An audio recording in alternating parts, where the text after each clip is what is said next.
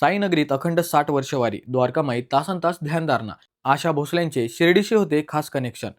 तब्बल 60 वर्ष अखंडपणे शिर्डीत येणारी एक भक्त आता कायमची दूर गेली आहे. ती म्हणजे ज्येष्ठ गायिका आशा भोसले. मंडळी, आशाताईंचं आणि शिर्डी यांचं नातं हे केवळ एका कलाकाराचं नव्हतं, तर ते एका निस्सीम भक्ताचं होतं.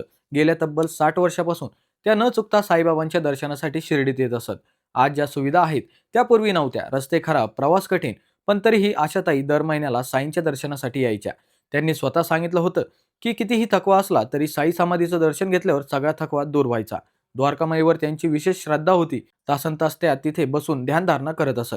तिथे मिळणारी शांतता आणि समाधान शब्दात व्यक्त करता येत नाही, असं त्या म्हणायच्या.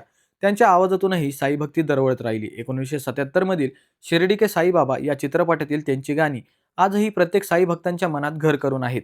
द्वारकामाई तेरे आंगन में, ऐसा भोला दाता, शिर्डी मेरा पंढरपूर आणि साई अष्टक यांसारखी भजने आजही ऐकताना भक्तांच्या डोळ्यात पाणी येतं.